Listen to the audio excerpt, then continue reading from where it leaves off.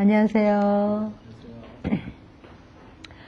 저희는 지난 시간부터 어린 자녀, 막 태어나고 걸음마를 걷고 유치원을 다니는 자녀를 어떻게 양육할 것인가를 생각했어요. 그리고 오늘은 이제 초등학교 연령 자녀를 어떻게 도와줄 것인가.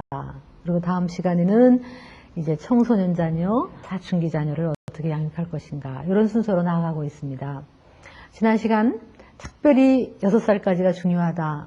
그 6살까지 자녀에게 심리적인 안정감과 신뢰를 경험할 수 있도록 도와주자. 이런 얘기를 나누었습니다. 그런데 이제 이런 질문이 들어올 수가 있어요. 그 엄마의 역할이 그렇게 중요하다. 그러면 아빠의 역할은 뭐냐? 이런 질문이 있을 수 있죠. 우선은 엄마가 자녀에게 온통 신경을 쏟고 안정감을 줄 수 있도록 아버지 옆에서 또 안정감을 어머니에게 주셔야 돼요. 그리고 부부가 한 뜻이 돼야 되지. 양육하는 데 있어서 이 양육 철학이 다르면 아이는 혼돈을 경험하죠. 애 기죽인다 놔둬라 이러고 한 사람은 양육하려고 그러면 이게 어렵죠. 그래서 부부가 성경적인 관점으로 하나가 되셨으면 좋겠어요. 그리고 이 어릴 때 아빠는 아기에게 거의 절대자의 역할이에요. 애들 여러분 기억나시잖아요. 애들이 싸울 때 보면 우리 아빠한테 이럴 거야? 우리 아빠가 얼마나 힘센데? 그러면 아니야 우리 아빠가 힘세. 그래서 지들끼리 막 싸워요. 우리 아빠가 더 힘세다. 얘가 힘센 아빠가 뒤에서 딱 버티고 있다는 것은 얘들에게는 엄청난 안정감이에요. 그 아빠가 흔들리면 애들에게는 특히 아들뿐이 아니에요. 딸도 마찬가지지만 굉장한 불안을 경험하게 되죠. 그래서 아빠 여러분이 아이들에게 늘 들어오면은 같은 얼굴로 또 놀아주고 그 아이에게 안정감 주셔야 돼요. 요즘 그 심리 치료 중에서 미술 치료라는 것이 있어요. 그래서 그림 치료, 미술 치료라는 게 있는데 이것은 특히 어린아이들이 자기를 표현하지 못하기 때문에 나는 죄책감을 느껴요 이런 말을 못하잖아요. 애기가. 그러니까 그 애기가 그림을 그리도록 만들어서 그 아이 마음속에 뭐가 있는가를 한번 보고 잘 그림을 같이 그려가면서 이끌어가는 그런 치료법이에요. 그래서 우리가 그렇게까지는 안 가더라도 미술 치료까지는 안 가더라도 아이들이 그림 그리는 걸 한번 관찰해 볼 필요가 있어요. 색을 밝은 색을 안 쓰고 굉장히 이렇게 어두운 색이라든가 중간색을 쓴다. 그건 좀 이상하지 않겠어요? 아이들은 좀 밝은 색을 써야 되겠죠? 어두운 색을 써서 그것도 좀 이상할 거고. 그 다음에 물고기를 그려도 한 달랑 그려요. 많이 있지 않고 하나만 달랑 그린다 그러면 여러분 우리 그냥 아마추어도 알 수 있어요. 그 뭐냐면 얘가 혼자라는 느낌을 갖고 있구나. 외롭다. 그렇죠. 늘 그림을 그려도 옆에 누군가 이렇게 엄마 아빠를 다 그리면 그 안에서 내가 이렇게 딱 보호받는 느낌을 얘가 그림으로 표현할 수가 있다고요. 그래서 여러분 자녀가 한번 그리는 걸 잘 보세요. 어떤 책을 제가 보니까 얘가 특별히 그림마다 밝은 해라씩 딱 그리고 시작하는 아이들은 아버지의 그 든든한 사랑의 존재를 얘가 마음속에 느끼고 있다. 이런 거를 쓴 사람이 있더라고요. 그만큼 아빠의 역할은 중요해요. 아빠는 얘에게는 영웅이고 아빠는 얘들에게는 아주 절대자예요. 그렇다고 얘한테 설명해 줄 필요 없어요. 니네 아빠는 절대자가 아니다. 설명해 줄 필요가 없어요. 그 아이는 지금 그 절대자인 걸 느낄 필요가 있다는 거예요. 그래서 가끔 재밌는 거는 애들이 우리 식구 그려보라 그러면 아빠 그림을 맨날 보면은 꼭 입을 덮고 있는 그림을 그려요. 아빠 옆에는 반드시 해하고 별하고 달이 있어. 근데 애가 어떠냐면 우리 아빠는 맨날 밤에 들어오는 거죠. 그리고 자고 있는 것만 애들에게 남길 수가 있어요. 그래서 어떤 우리 교회 목사님 한 분은 집에 들어가서 옷을 갈아입고 나왔더니 아기가 아빠 또 놀러와 그러더래요. 그만큼 애한테는 아빠가 가끔 놀러오는 사람으로 보이는 거죠. 참 불행한 일인 것 같아요. 우리 아빠들이 많이 바빠서. 그러나 정말 다만 몇 시간이라도 그 아이들에게 질 높은 그 아빠의 역할, 든든한 역할, 그리고 오셔서 애들하고 놀아주고 그리고 재미있게 놀아요. 어떤 그 아이들이요, 6살까지요, 이 세상은 재미있는 곳이다라는 것을 느끼면 얼마나 이 얘기는 희망이라는 걸 가질 거 아니에요. 재미있는 곳이다. 우울한 곳이 아니라 재미있는 곳이다. 그래서 에베소서 6장에 보면 자녀를 노엽게 하지 말라 그랬잖아요. 근데 이 6살까지 자녀를 노엽게 하지 마세요. 가끔은 제가 어떤 슈퍼마켓 갔는데, 큰 대형 슈퍼마켓을 갔는데, 어떤 아버지가 애를 야단을 치는데, 이 구석에다 몰아넣고 막 야단을 치는 거예요. 막 그냥. 너 그렇게 말 안 들어가지고 정말 내가 너 때문에 그냥 창피해 주고 못 살겠다. 막 그 얼굴도 얘가 막 이러고 있는데, 제 마음에 저 아이가 지금 마음속으로 지금 표현을 못해서 그렇지, 걔가 느끼는 감정은 아마 이런 걸 거예요. 나는 너무 보잘것없는 존재 같아 보이고, 나는 정말 사람들에게 즐거움도 못 주는 사람이고, 나는 실패자고, 나는 무능하고, 나는 나쁜 애고, 이런 어떤 그런 상처를 막 받는 거라고 한번 생각해 보세요. 그러니까 아빠들이 어쩌다 와서 애들 야단치지 마시고 애들하고 놀아주세요. 그럼 아빠는 즐거운 사람, 까락까락 놀아주고, 아빠 또 해봐요, 또 해봐요, 아빠 또 해봐, 또 난 무등 태워주세요, 나하고 좀 나를 이렇게 애들 여기 발에다가 올려놓고 이렇게 놀이해 주고, 놀아주는 아버지. 그러면서도 아이들이 잘못됐을 때는 또 잘 가이드해 주는 그런 아버지. 그 밑에서 얘네들은 안정감을 누려요. 혹시 이 방송을 들으시는 분 중에서 나는 그런 아버지를 경험하지 못했다, 어릴 때부터 우리 아버지는 나를 버리고 떠났다, 아니면 돌아가셨다는 분 있으시면 또 이 이야기에 너무 상처받지 않기를 바라요. 그런 분들은 우리 하늘 아버지가 신실하시고 안정감을 주시고 언제나 우리 곁에 계시고 언제나 우리 보호자 되신다는 그 사랑 안에서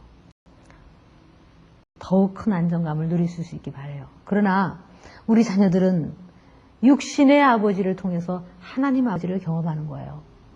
그렇기 때문에 아버지의 역할이라는 것은 엄청나게 중요하죠. 그러니까 아버지는 어머니와 한 마음으로 한 뜻으로 양육하세요. 두 분이 양육의 철학이 갈라지면 안 된다고 말씀드렸죠. 자, 그래서 이제 유치원 자녀 창의성이 막 생긴다고 그랬어요. 지난 시간에 제가 창의성 대신 잘못하면 죄의식이 생긴다는 말씀을 드렸어요. 자, 어린아이가 죄의식을 느낄 것인가 안 느낄 것인가, 여러분 한번 생각해 보세요. 이 어린아이들이, 유치원 아이들이 나쁜 애냐 좋은 애냐라는 관심이 참 많아요. 엄마 나 나빠? 좋아. 엄마 쟤 나빠? 좋아. 그래서 이 애들 머릿속에 나쁜 애다 좋은 애다라는 이런 지능과 더불어 이런 도덕성과 윤리에 대한 개념이 생기기 시작하는 나이가 이 나이예요. 그래서 여러분 애들 만화 영화를 보면 대부분이 나쁜 편 좋은 편으로 쫙 갈라져 있어요. 얘들 심리를 이용해서. 눈이 싹 올라가는 건 나쁜 사람이고, 눈이 동그랗고 눈물 뚝뚝 흐르는 애들, 얘들은 쫙 보면서 벌써 누가 나쁜 놈인가 딱 가르고 봐요. 그런 능력이 있다는 것은 자기 자신이 나쁜 애냐 아니냐라는 능력도 있다는 거예요. 그러니까 여러분 이 아이들에게 자꾸 넌 나쁜 애야 그런 얘기를 해주면 얘는 자기가 나쁘다라는 느낌. 그러니까 여러분 그럼 만약에 거짓말을 시키면 거짓말과 얘의 인격을 가르세요. 거짓말을 시켜도 거짓말은 나쁘지만 너는 여전히 사랑한다. 동생을 때리는 건 나쁘지만 너는 여전히 사랑스럽다. 이거를 마치 죄인은 사랑스럽지만 죄는 나쁜 것처럼. 동생을 때리는 거 무슨 깡패! 이러면 내가 깡패야. 그게 아니고 동생을 때리는 거는 나쁜 거야. 이거를 구분해주고, 그리고 될 수 있으면 이렇게 잘할 수 있도록 도와주지. 네가 얼마나 나쁘냐 이거를 지적해주면 안 돼요. 제가 한 어머니한테 얘기를 들었어요. 어떤 애가 밑에 큰 애가 이제 얘가 5살, 6살짜리 아들인데 밑에 또 자기 남동생이 있는 거예요. 근데 남동생이 자꾸 형을 못 살게 구는 거예요. 형 장난감을 뺏고, 요 남동생 더 활발해갖고 막 이제 뺏고 그래요. 근데 어느 날 이 남동생이 큰 애가 막 씩씩거리다가 가만히 보니까 화장실에 가서 찔찔찔 울고 있더래요. 그래서 엄마가 가서 왜 우니? 이제 큰애 보고 너 왜 우니? 그랬더니 엄마 난 지옥 갈 거예요. 난 지옥 갈 거예요. 이러더래요. 여러분 한번 상상을 해보시겠어요? 잠깐 왜 얘가 지옥 간다고 생각했는가? 상상이 되시죠? 얘는 지금 동생이 너무 미운 거예요. 아주 동생이 죽었으면 좋겠다는 생각이 들 정도로 미운 거예요. 근데 얘가 지금 도덕성이 막 생기기 시작하니까 어떠냐면 미워하는 거는 나쁘다라는 개념이 들어오기 시작한 거예요. 그러니까 내가 동생을 이렇게 미워하는 나는 너무 나쁜 애다. 그러고 보면 나는 지옥 간다는 생각까지 얘가 간 거예요. 동생이 너무 미우니까 엄마 난 지옥 갈 거예요. 이거 연결하셔야 돼요. 어머니들이 지금 아까도 얘기했지만 늘 얘기하지만 얘의 심정으로 돌아가야지 부모 교육을 잘 시키는 거, 잘 하는 거예요. 얘가 지금 뭘 느낄까? 그걸 무관심하게 야 지옥은 왜 지옥 가니? 이게 아니라 얘가 지금 왜 지옥 가냐고 느끼냐. 그럼 좀 끄집어내서 얘기를 해줘야 돼요. 그러면 엄마 난 지옥 갈 거야. 예수님이 날 미워할 거예요. 그럼 이 얘기를 들어보세요. 왜 미워한다? 그러면 동생이 미워요. 그럴 때 뭐라고 했어요? 동생 미워하면 나빠. 그러지 말고 그렇지. 엄마도 누가 볼 때가 있어. 동생이 널 괴롭히니까 동생이 밉지?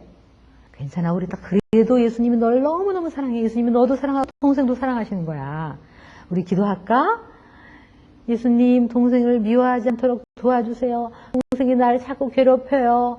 동생이 나 괴롭히지 않게 도와주세요. 차라리 이렇게 진솔한 기도를 하게 해놨죠. 기도를 통해서 하나님 우리 아들이 동생 미워하지 않게 해주세요. 이렇게 기도하는 것보다는 얘의 심정을 이해하셔야 돼요. 그러니까 이때 제 생각에는 벌써 유치원 연령이 할 때쯤 되면 구원이라는 게 뭔 줄을 설명할 수가 있어요. 벌써 구원의 확신을 설명할 수가 있어요. 물론 청소년기가 하면 한 번쯤 흔들릴 수 있죠. 그러나 이때 심어줄 수가 있어요. 구원이라는 게 뭡니까? 내가 착해서 내가 좋은 일 많이 해서 엄마 마음에 들어서 하나님 마음에 들어서 천국 가는 게 아니고 네가 죄를 지고 네가 누구를 미워하고 네가 어떠한 일이 있어도 하나님이 너를 너무너무 사랑하셔서 일방적으로 먼저 사랑하시기 때문에 네가 죄를 짓지 않는 곳으로 너를 의로 끌어갈 것이고 그 하나님의 절대적인 사랑 때문에 우리는 당장 죽어도 하나님의 품에 안길 수 있다는 이 흔들림 없는 안정감, 이게 구원의 확신이에요. 그 애기한테 그렇게 얘기해 준단 말이에요. 그 어머니가 전도 폭발을 하셔가지고 그렇게 얘기해 줬대요. 그 애기한테. 엄마가 너를 절대로 버리지 않는 것처럼 하나님은 너를 절대로 버리지 않아. 네가 동생을 미워해도 거짓말을 해도 어떤 일이 있어도 하나님은 너 절대로 미워하지 않아. 오히려 하나님은 널 너무너무 사랑하셔. 하나님은 끝까지 천국까지 널 인도하실 거야. 그렇게 얘기를 했대요. 유치원 아이인데 얘기했는데요. 그날 밤에 얘가 자면서요. 울더래요. 엄마 아빠가 와서 물어봤대요. 왜 우니? 그랬더니 엄마 너무 감사해서요. 그러더래요. 저는 그 소리 듣고 놀랐어요. 제가 그 이야기를 듣고 이 나이에도 벌써 이 어떤 하나님의 조건 없는 은혜의 사랑과 구원이 전달될 수가 있구나. 왜 전달되냐면 얘에게 죄의식이라는 개념이 생기면 전달될 수가 있는 거예요. 어쩌면 우리의 죄의식은 하나님을 만나기 위한 하나의 도구예요. 그 죄의식이 있는 곳에 은혜가 있지요. 그래서 유치원 시절을 잘 통과해서 여러분 죄의식 주지 마세요. 얘들에게 창의성이 마음껏 발달될 수 있도록 저요 나도 해볼게요. 내가 해볼게요. 라고 할 수 있도록 대신 선택적인 질문을 하고 그리고 대화를 해도 우리가 대화는 이미 여러분이 다 들으셨지만 대화를 해도 엄마가 이끌어가기보다는 본인이 얘기하도록 하고 엄마는 뒤따라가면서 왜 그랬는데? 그랬어? 누가 그랬는데? 라고 이렇게 좀 질문하는 거를 하면서 대화는 본인이 끌어가도록 하시란 말이에요. 어떤 어머니 그래요. 우리 애가 말이 없어요. 말이 없는 게 아니라 엄마가 다 말해주니까 말이 없더라고요. 얘가 말을 할 수 있도록 창의성을 가지고 막 사고를 전개해 나갈 때 엄마는 뒤따라가면서 가능하면 OW1H 질문이라는 게 있죠. 얘가 막 전개해 나갈 때 누가 그랬는데? 어떻게? 어디서? 왜? 라고 자꾸 물어보면 얘가 논리적인 사고가 생겨요. 자, 이 얘기를 제가 말씀드리는 이유는 오늘 주제가 사실은 초등학생 자녀를 양육하자라는 거예요. 그러면 초등학생 자녀가 이제부터 학업을 하고 공부를 하고 이제 나아가야 될 텐데 그거의 전 단계가 어린 시절이란 말이에요. 그럼 어린 시절에 창의성을 꺾어버리고 이때 공부 잘하다가 되겠는 거죠? 안 되지요. 그러니까 어릴 적부터 창의성과 솔선성과 자발성을 마음껏 개발해주고 질문할 때 답해주고 호기심을 충족시켜주고 정답을 주는 것보다는 답을 찾도록 도와주고 이렇게 해서 호기심이 꺾이지 않은 자녀에게 이제 초등학교 들어가서 정식으로 공부를 하게끔 시키는 거죠. 그리고 한 가지 앉아서 공부하는 것만이 공부가 아니라는 거예요. 노는 것도 공부라고 제가 누누이 말씀드렸어요. 자, 어쨌든 어떤 심리학자는 머슬로라고 하는 심리학자예요. 어쨌든 그 이름은 여러분이 알 필요가 없지만 어떤 심리학자는 이런 얘기를 해요. 이 피라밋을 얘기하면서 누구나 인간은 안정감을 누리고 자기가 얼마나 사랑스러운 존재라는 걸 누리고 그리고 내가 얼마나 가치로운 존재라는 걸 누릴수록 이 아래 피라밋이 잘 든든할수록 이 위에 요 피라밋으로 올라가는데 그 위가 뭐냐 하면 이 심리학자는 자아실현, 자기를 실현하고 싶은 그 마지막 정상으로 가기 위해서 이 기본이 돼야지 일로 간다. 그게 인간의 모든 욕구래요. 욕구 피라밋이에요, 그것이. 다시 말하면 누구나가 안정감과 내가 얼마나 사랑스럽고 가치 있는 존재라는 걸 많이 흠뻑 느낄수록 내가 뭘 좀 해보겠다라는 자기 성장, 자아 실현을 마음껏 발휘할 수 있다는 거예요. 그럼 우리가 지금 학업이라는 것은 자아 실현이에요. 학업이라는 것은 내가 정말 나를 개발하고 내 인생을 좀 성취감 있게 살아가겠다는 동기를 부여하려면 지난 시간 얘기한 대로 안정감과 가치감을 넣어줘야 한다는 얘기예요. 그래서 이걸 기초로 해서 이제는 공부를 하는 거예요. 자, 지능이 뭐냐 도대체. 우리는 지능은 단어를 외우고 수학적인 능력만 지능이라고 생각해서 저는 어릴 때 그렇게 지능 검사를 했어요. 그러나 요즘은 그런 지능 검사를 하지 않습니다. 이제는 더 이상. 왜냐하면 지능이라는 것 속에는 사회성 지수도 들어가고 정서 지수도 들어가고 대인관계 능 이런 것들이 다 포함해서 지능 지수가 됩니다. 이제는. 그래서 아무리 뭘 딸딸 외우고 기억력이 좋아도 그것을 현 상황에서 어떻게 활용하고 어떻게 풀어나가고 어떻게 호기심을 창의성으로 끌어가서 문제를 해결하는 어떤 problem solving이라고 하는 문제 해결 능력까지 연결되지 않으면 지능은 지능이 아니라는 얘기예요. 그러니까 우리는 이거에서 많이 어머니들이 실패해요. 왜냐하면 내가 지금 받아쓰기 더 맞았다. 1등 했다, 2등 했다. 여기에 점을 맞추기 시작하면은 어떻게 되냐면 나중에 중고등학교 때는 공부를 못해. 그럼 뭐라 그러냐면 나중에 이래요. 우리 애가 어렸을 때는 잘했는데요. 어렸을 때 잘한 게 아니죠. 그건 엄마가 해줬어요. 어머니 여러분, 숙제를 해주지 마세요. 숙제를 옆에서 다 해주지 마세요. 답을 주지 마세요. 우리가 보니까 이렇더라고요. 수학도 우리는 답이 맞았나 틀렸나를 보지요. 제가 이렇게 미국 교육 활동을 보니까, 교육 환경을 보니까 거기는 수학 문제를 연습장에 쫙쫙쫙 풀어서 답을 하면 그걸 다 내면 선생님들이 이 채점을 할 때 얘가 어떻게 풀어나갔는가의 과정을 다 보더라고요. 답이 틀려도 이 과정이 다 맞을 때, 이게 전개가 참 독창성 있게 풀어나갔을 때는 그 아이에게 굉장히 점수를 주는 거를 제가 봤어요. 우리는 정답이 맞는다. 그러니까 애들이 어떻게 해요? 숙제하고 답집을 얼른 보지요. 정답집을 얼른 보지요. 그래서 점수가 잘 받을 수 있지만 그거는 실력이 아니라 당장 성적이 좋을 수 있지만 실력은 아니란 말이에요. 그런 애들이 어떻게 사회에 나가서 성공을 할 수가 있으며 어떻게 길게 봐서 자아 실현을 하고 공부를 잘하는 자녀가 되겠느냐는 거죠.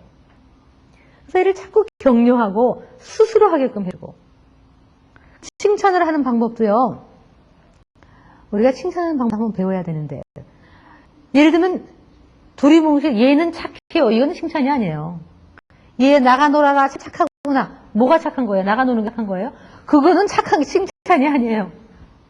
칭찬은 아주 구체적이어야 돼요. 그래서 예를 들면 성적이 떨어져도 네가 요번에 참 노력했더라. 요번에 네가 참 최선을 다하는 것 같았어.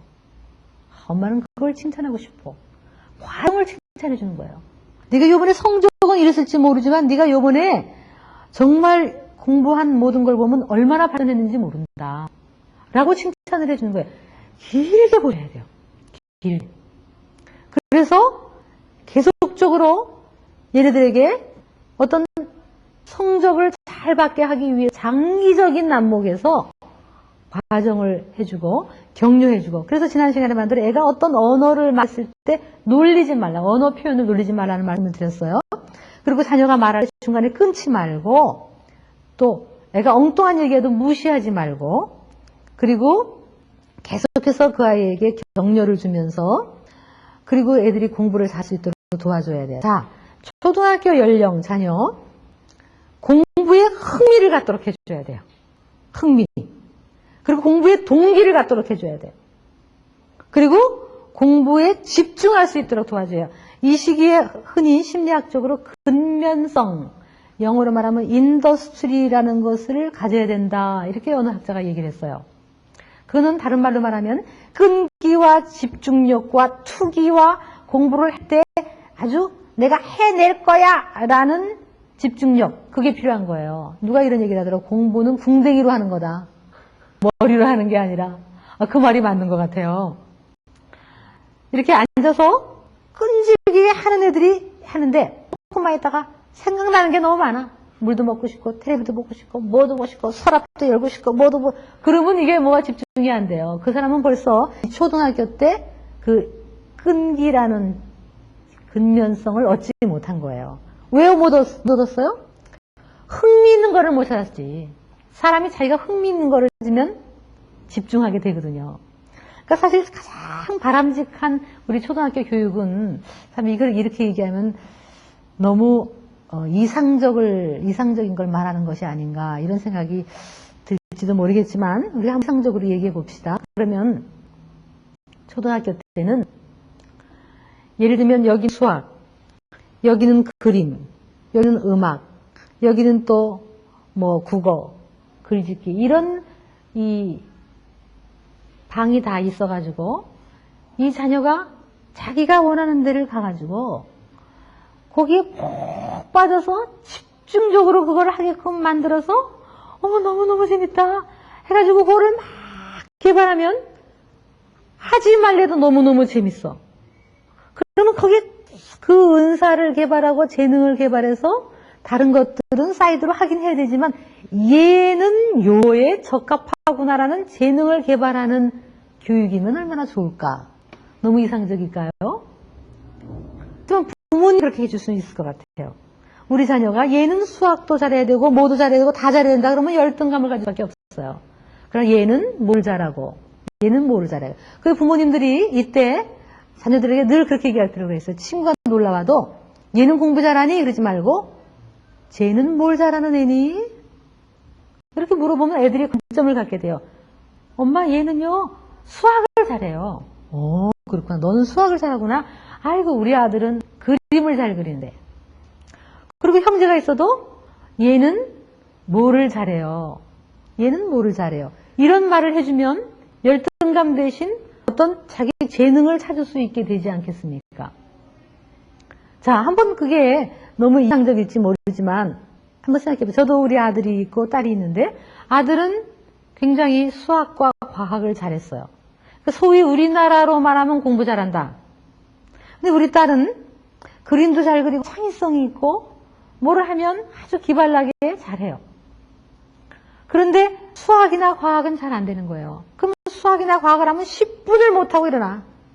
그런데 그 그림을 그리고 뭐를 만들으라고 하면 밤을 새고 해요. 자라고 해도 안 자요. 그럼 걔의 재능이에요. 그래서 그런 쪽으로 해줘야 돼요. 근데 제 아들이 어느 날 오더니 그래요. 쟤는 공부도 못해. 동생은. 배웠어요. 세상에서. 자기는 공부 잘하고 동생 못해. 제가 그래서 아들한테 아니지. 너는 이걸 잘하고 동생은 이걸 잘하지. 하고 관점을 바꿔줬어요. 여러분 저도 제가 이 나이가 돼도 저에게 주신 하나님의 은사와 어떤 그런 재능을 마음껏 발휘할 때는 효과가 막 올라요. 그리고 밤을 새고 준비를 해도 너무너무 이게 하나님이 은사를 주신 거예요. 내가 싫어하는 걸 하라 그러면, 예를 들어서 뭐 요리 하라 그러면 전 못해요. 그런가 그러면 영 집중이 안 돼요. 그 사람이 사실 가장 바람직한 것은 그런 어떤 은사대로 산 것이 좋죠. 그러나 우리나라 교육 현실상 물론 다른 것을 안 할 수는 없어요. 그런데 제가 보면 이래요. 어떤 아이들이 어느 과목을 잘한다고 선생님한테 막 칭찬을 받으면 다른 과목도 흥미, 동기가 유발이 돼요. 그래서 여러분이 특별히 우리 자녀는 뭘 잘하는가 이거를 갖도록 해서 끈기를 갖게 해주는데 끈기 갖게 해주는 좀 방법이 필요해요. 예를 들면 어머니들이 얘 끈기를 가져라. 좀 공부를 집중해서 해라. 이렇게 말을 잔소리를 많이 한다고 애가 끈기를 갖는 건 아니에요. 잔소리는요. 일생에 도움이 안 되는 게 잔소리예요. 잔소리 한 대로 애들이 움직여줬으면 어느 자녀들이 잘 안 하겠어요. 그거보다는 차라리 저라면 얘가 이제 끈기를 가르치고 싶어요. 그러면 이제 1학년부터 끈기를 갖게 되면 자, 우리 숙제를 할래? 그러면 얼마 동안 할래? 그렇게 얘기하면 엄마 나 40분 동안 숙제할래요. 그럼 지가 하도록 해주세요.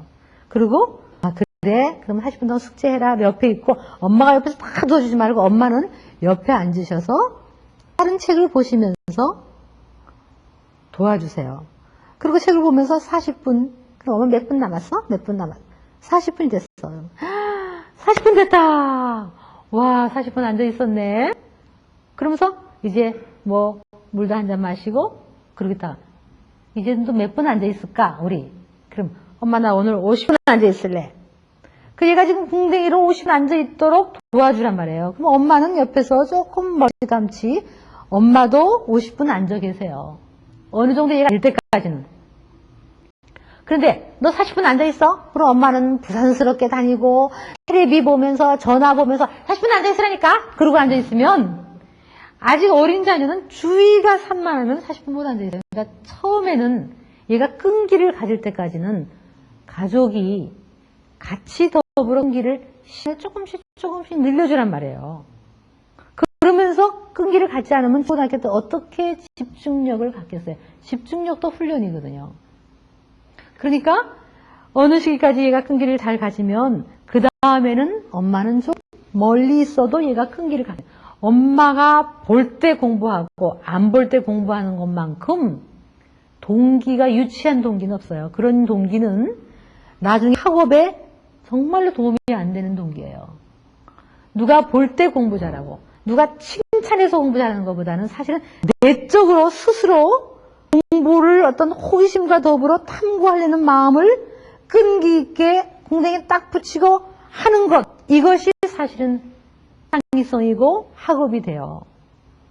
그래서 예를 들면 소위 말하면 에디슨 같은 사람은 집중력 있게 학교에서는 낙제생이었지만 집중력 있게 그거를 해내서 결국은 그런 선재가 될 수가 있었죠. 그러니까 여러분 자녀를 좀 관찰을 하세요.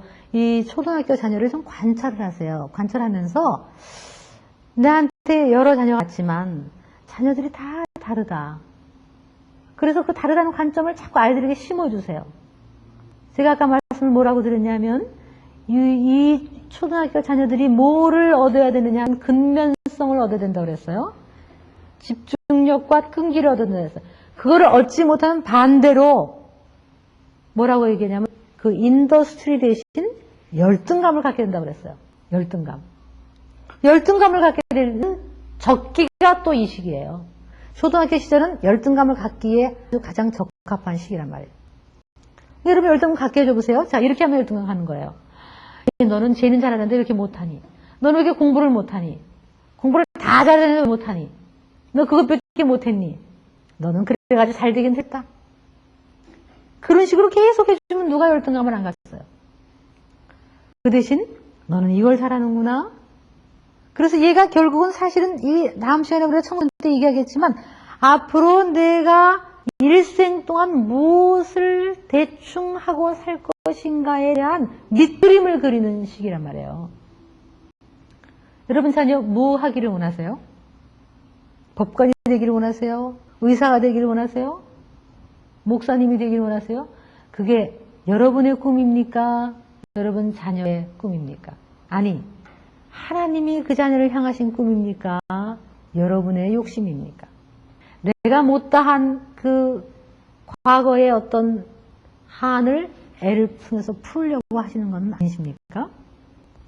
오히려 애 속에 이 초등학교 시절 정말 얘에게 어떤 재능이 있을까? 피아노에 저 음악에 재능이 없는 애를 피아노를 시키려고 그렇게 하시는 어머니들. 애가 막 피아노 안 치니까 그냥 집중력이 없죠. 궁뎅이 안 붙여 피아노를. 그런 애를 가지고 막 옆에서 자고 치지 마시고, 물론 걔한테 집중력이 필요하니까 어느 정도 훈련할 필요는 있지만 정말 은사가 아닐 수도 있어요. 그런데 엄마가 나는 피아노 못 배운 게 한이어서 피아노 가르치지 마시라는 거예요. 그래서 예를 들면 참 옛날에 중세에 보면 모차르트 같은 사람은 다른 공부 하나도 안 하잖아요. 걔는 정말 오로지 음악만 공부했죠. 그것이 어떻게 보면 그 재능을 살려주는 교육일 수도 있는데 우리는 지금 다 해야 되니까 문제지만, 그래도 우리 자녀에게는 무엇이 필요한가를 한번 찾아주세요. 특별히 이 자녀가 너는 공부 못하는 애라는 딱지를 붙여주지 마세요. 어느 어머니는 저보고 이래요. 얘는 큰애는 누구고 뭔데 얘는요 우리 큰애예요. 근데 얘는 공부를 못해요. 저한테 소개를 그렇게 해주는 거예요. 얘는 공부를 못하는데 그럼 얘도 소개를 받으면서 아주 당연하다듯이 웃으면서 그걸 받아들여요. 맞아, 난 공부 못하는 애. 제가 무슨 내가 나중에 그 애 앞에서는 안 그러고 나중에 그 어머니 보고 아니 왜 쟤를 공부 못하는 애라는 딱지를 붙이세요? 그랬더니 쟤 공부 못하는 애예요. 이제 초등학교 몇 학년에 보고 왜 공부 못한다는 딱지를 붙이세요? 그걸 소위 딱지 붙이기, 레이블 붙인다고 그런 용어가 있어요. 레이블링. 너는 공부 못하는 애. 그런 애 보고 어떻게 앞으로 나 잘하라 그러세요? 공부 못하는 애가 아니에요. 그래서 오히려 엄마 난 공부 못해 이랬더니 누가 널 공부 못해? 못한다고 그래. 정말 못한 애 보고 이렇게 얘기하세요. 너는 우리나라 교육에 안 맞는구나. 이러면 어떨까 몰라요? 사실 그럴 수도 있어요. 그렇죠?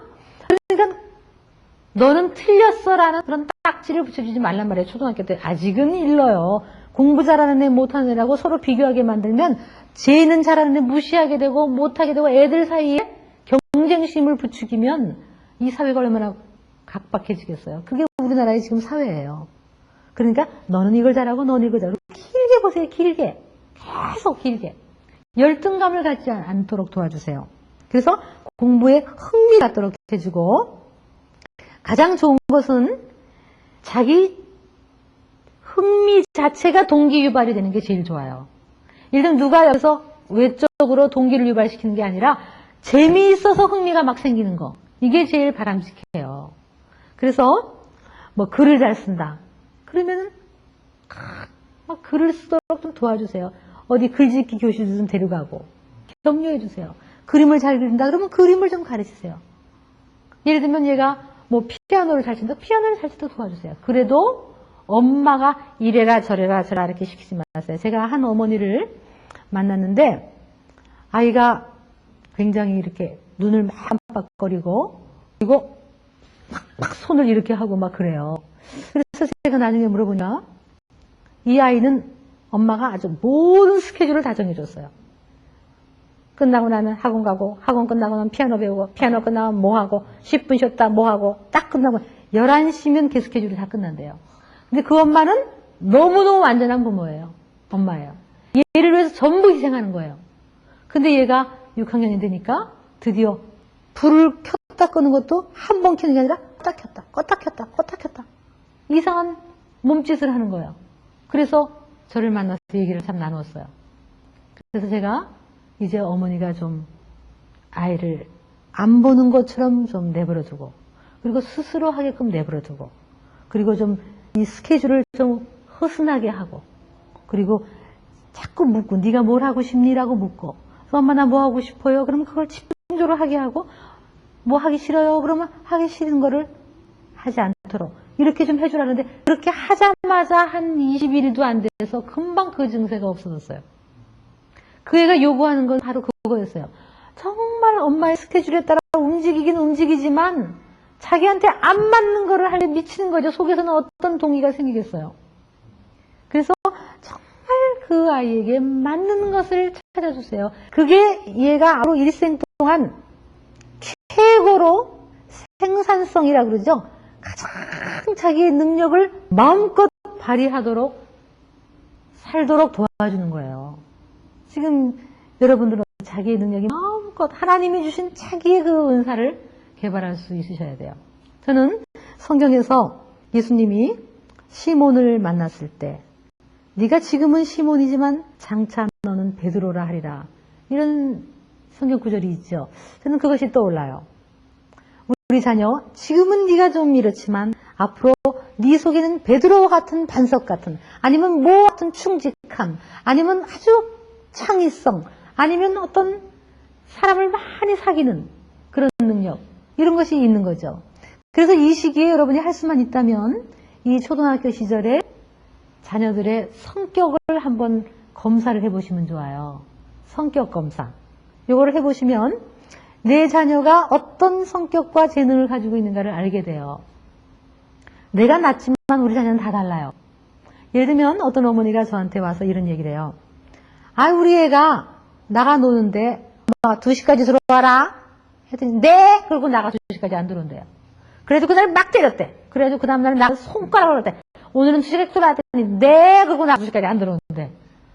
그래가지고 막 계단을 쳤는데 저한테 어떻게 하면 좋겠냐고 물어보니까 제가 그 아이를 만나보니까 이 애는 엄청난 외향성의 성격을 갖고 있는 거예요.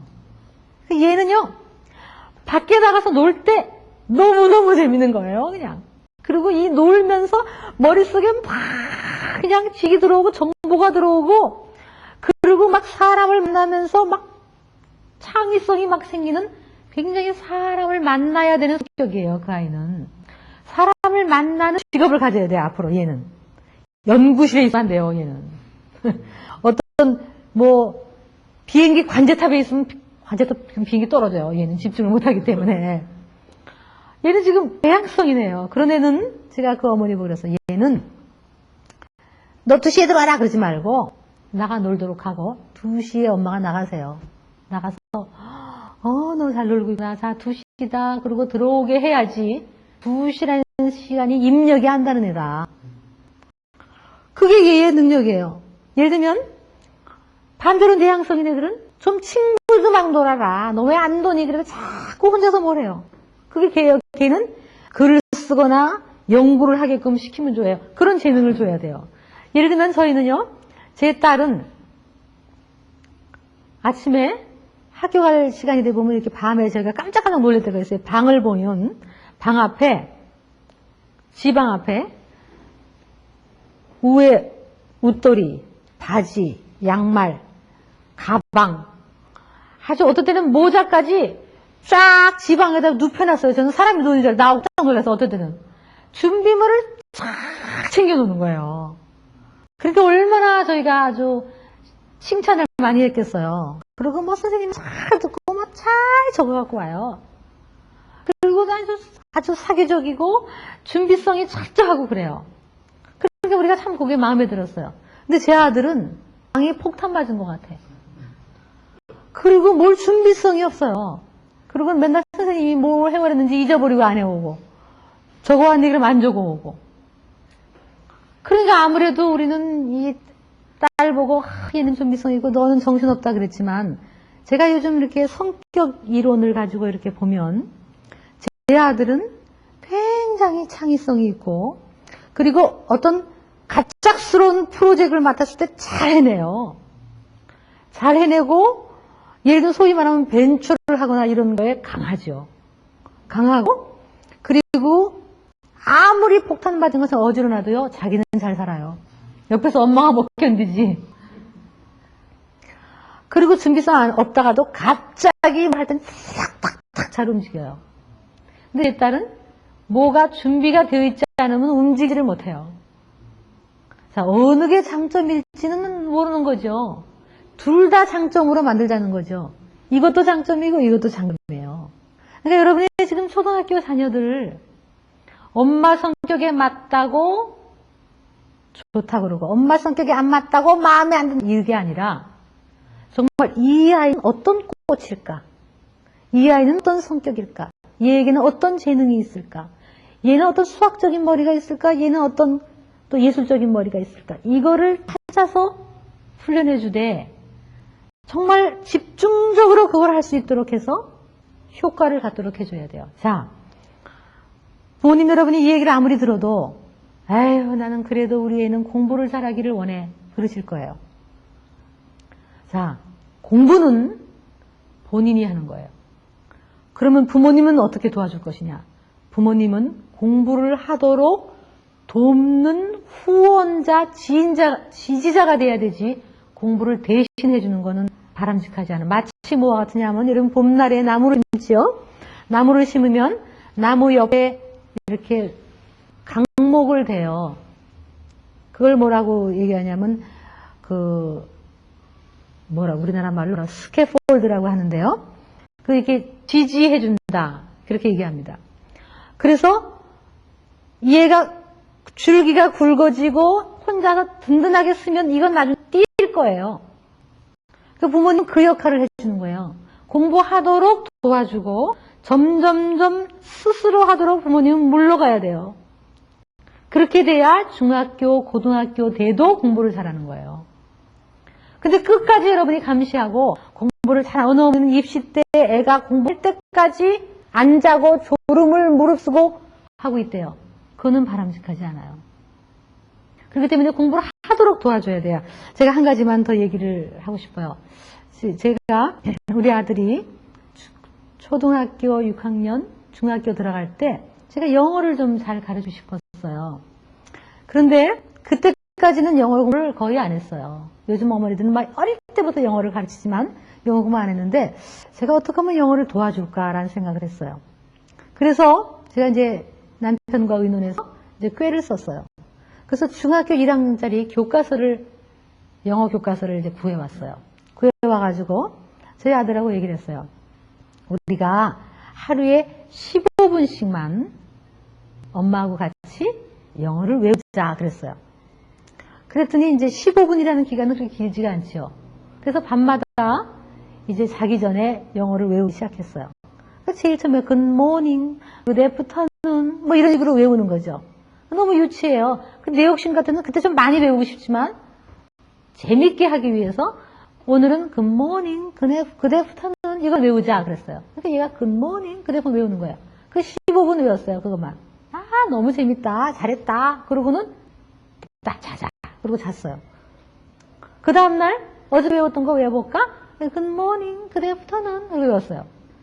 자, 그러면 오늘 우리 조금만 더 나가보자. How are you? I'm fine. 여기까지 외웠어요. 그럼 How are you? I'm fine. 그 다음날은 Good morning, good afternoon. How are you? I'm fine. 여기까지 외웠어요. 그 다음에 조금 더 나갔어요. 매일매일 15분씩 했어요. 내가 어떤 때는 더 하고 싶었지만 절대로 안 늘렸어요. 왜냐하면 15분 동안 부담 없이 쉽게. 그런데 참 이게 뭐 천리기부터 한 걸음부터라고 어느새 하다 보니까 한 과가 끝나고 그러면 또 일주일 동안에는 일주일 토요일 날은 짐도 안 나가고 한 과 한 거를 다 외웠어요. 15분 이상 안 갔어요. 그리고는 재밌다. 너 참 잘 외운다. 엄마는 안 외워준다. 너 어떻게 외우니? 막 이래가면서 그렇게 했어요. 그러다 보니까 일주일 지나고 2주일 지나니까 한 과 두 과가 외웠는데 딸딸딸딸딸 외우더라고요. 얘들이 쉽게 외워요. 어린이들이 머리가 아직은 기억력이 좋으니까요.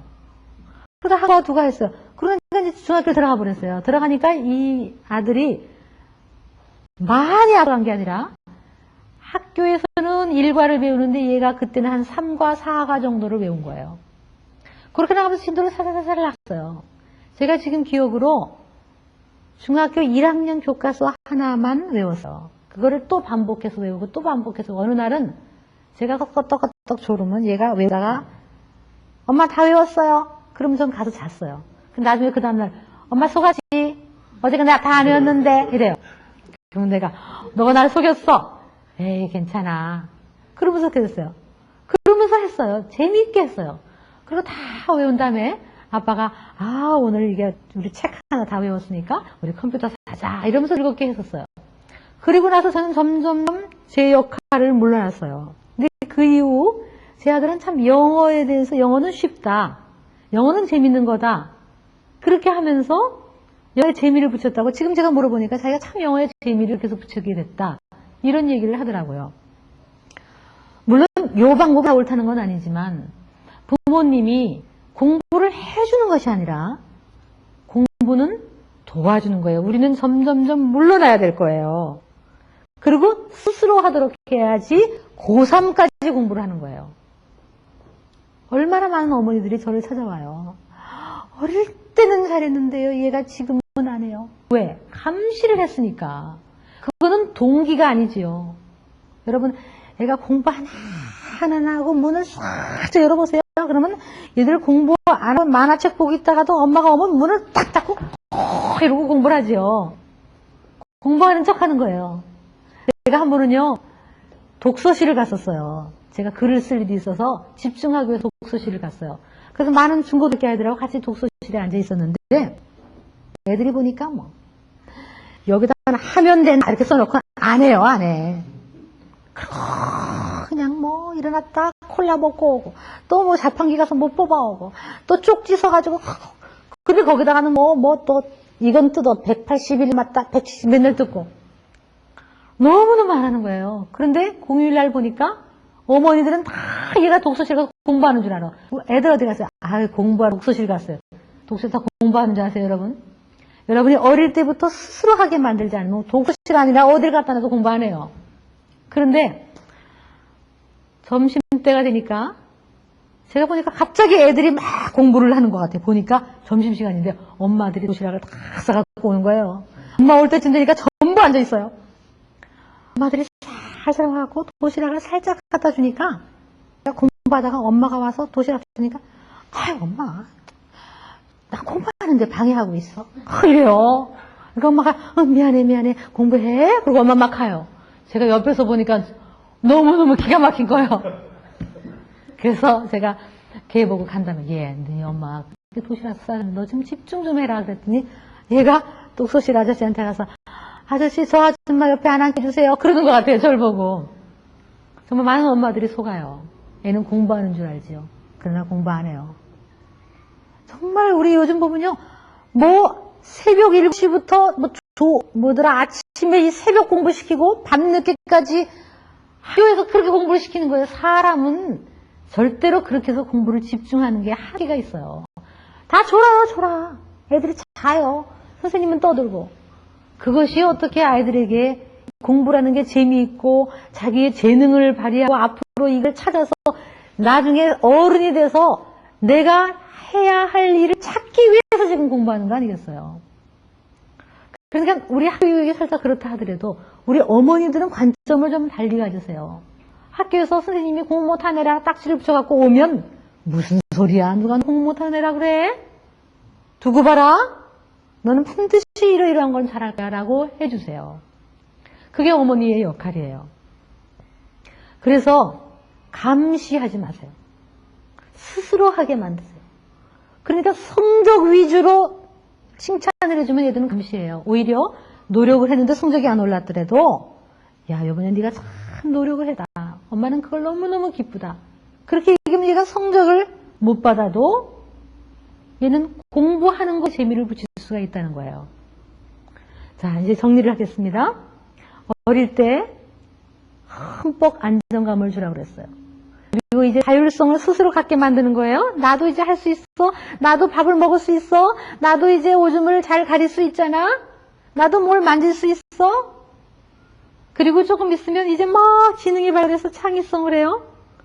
그랬을 때 질문 호기심에 답을 잘해주고 정답을 기보다는 답을 찾도록 도와주고 영 답이 틀리면 그것도 참 좋은 답이다. 그런데 우리 답을 한번 또 생각해볼까? 이렇게 얘기하면서 그 아이가 이끌어가도록 엄마는 뒤따라가고 그러면서 초등학교 들어갔어요. 들어가자마자 집에서 안정감을 주면서 얘가 학교에서 좀 실망하고 애단 맞고 오더라도 집에서는 계속 격려를 주고 자 마지막으로 제가 단어를 하나 여러분에게 소개하겠어요. 영어 단어를 하나 소개했어요. empower라는 단어가 있어요. E-M-P-O-W-E-R 부모가 해야 될 일은 바로 이거예요. empower. 그건 뭐냐 하면 파워, 능력을 갖게끔 넣어준다. 그래서 이거를 empower empowering love 하면 능력 부여 사랑이라는 얘기예요. 그 얘기는 뭐냐면 결국은 내 자녀가 능력을 갖고 스스로 일어나서 성장하고 발전해서 훌륭하게 살아갈 수 있도록 우리는 능력을 넣어주는 거지, 옆에서 붙어서 해주고 대신해주고 성적 잘 받도록 엄마가 다 모든 일을 해주는 것이 아니라는 거예요. 아까 말대로 버팀목의 역할을 해주는 거예요. 그래서 격려해주고 능력을 갖게 만들어주고 밀어주는 거예요. 여러분 자녀들이 공부 잘하기를 원하시죠? 길게 보세요. 그리고 공부 못한다는 딱 집어주지 마세요. 그리고 계속적으로 넌 잘할 수 있다는 희망을 갖게 해주세요. 길게 보게 해주세요. 그러면 지금은 못할지라도 잘할 수 있어요. 아직은 어려요. 너무 일찍 열등감 갖지 하지 마세요. 너무 일찍 속단하지 마세요. 그 아이가 큰 그릇이 될 수 있도록 여러분은 버팀목, 지지자, 후원자, 안정감 이런 것을 주세요. 그리고 늘 너는 사랑스러운 존재야. 그 심리적인 안정감이 학업과 지능과 공부의 가장 기초가 되는 거예요. 너는 하나님이 사랑하시는 귀한 딸이야, 귀한 아들이야. 공부를 못해도 지금을 보지 마라. 길게 봐라. 하나님이 함께 하실 거야. 이런 것을 계속 심어줄 때 우리 아이는 열등감 대신 창의성과 근면성을 갖는 그런 자녀가 될 것입니다. 다음 시간 우리는 사춘기 자녀, 청소년 자녀에 대한 이야기를 나누기로 하겠습니다. 감사합니다.